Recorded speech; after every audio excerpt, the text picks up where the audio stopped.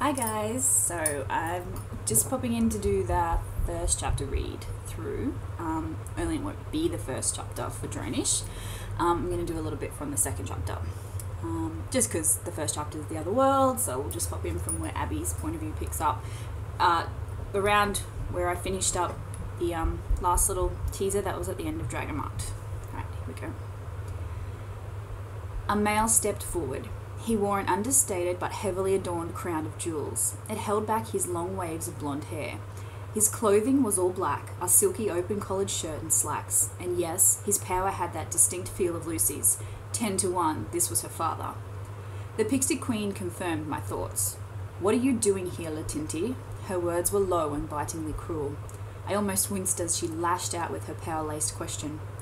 "I'm here for my daughter's mating ceremony. I'm her father, after all." His voice was low, rich, and with just a hint of laughter behind each word.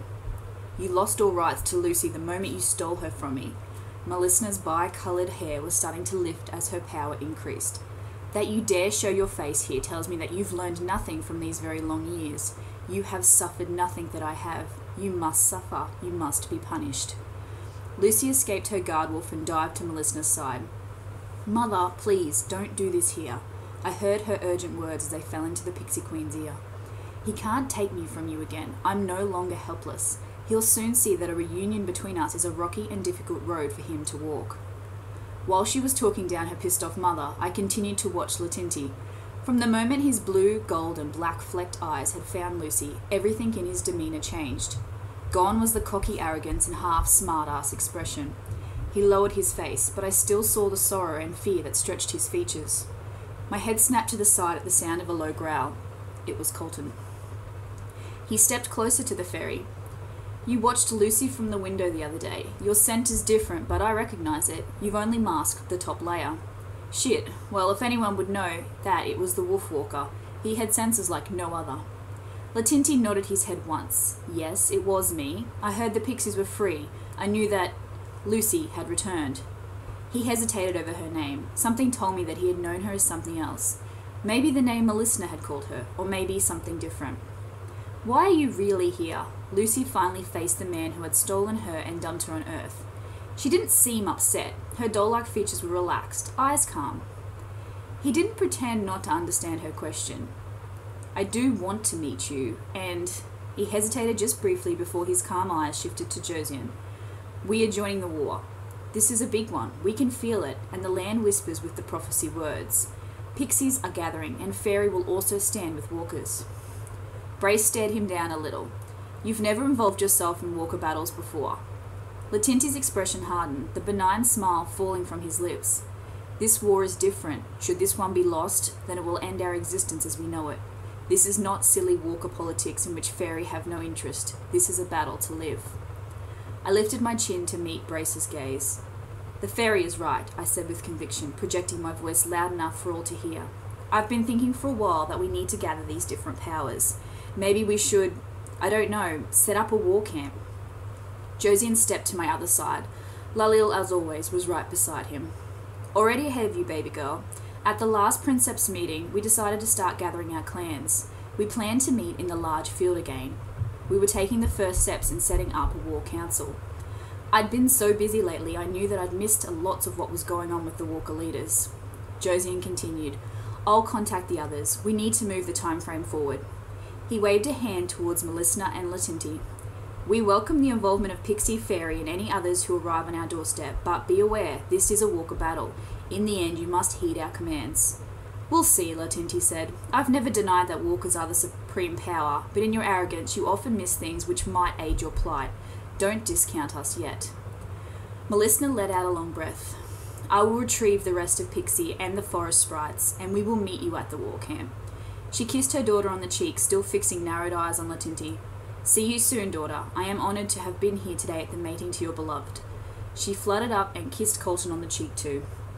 As she dropped down, Lucy reached across and hugged her mother, arms a little awkward over the wings. Latinti watched these exchanges with fascination before he chimed in. "We'll also take our leave for this camp," he said. "It's probably best," his eyes flicked to the right, "if you set up separate territories for all Fae involved." Judging by the scowl from a listener, the Pixie and Fairy camp should be on opposite sides. It will be done. Josian didn't smile. Instead, he saluted the Fairy Prince. Then, just like that, the different Fae factions disappeared off into the air, or wherever they went. Guess that's the wedding over, Lucy sighed. We were lucky to have as much time as we did. She hugged Lalil and then moved over to hug me also. Colt and I can't thank you enough. This was the best day ever. Yes, we owe you for organising such an amazing celebration. Colton's gruff tones spoke of more than his words. I punched his arm. Oh, you big old softy.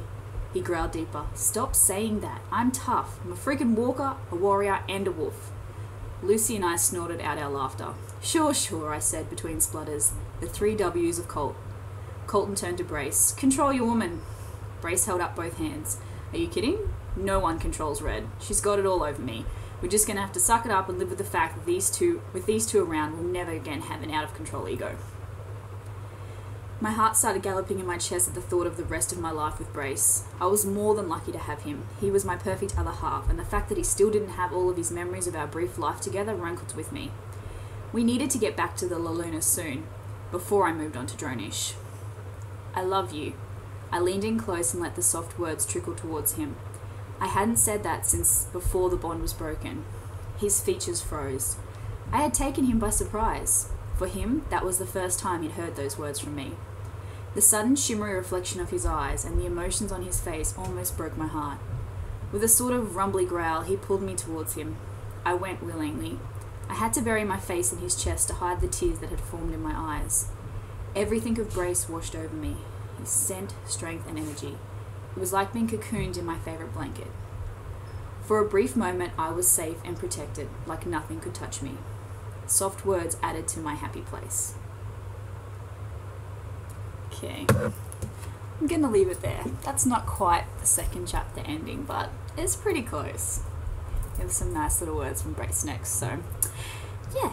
Anyways, I'm just doing final edits, then I'll get out the advanced reader copies, and hopefully I'm thinking could be at least a week early for Dronish, so it's very exciting. Alright, thanks. Bye.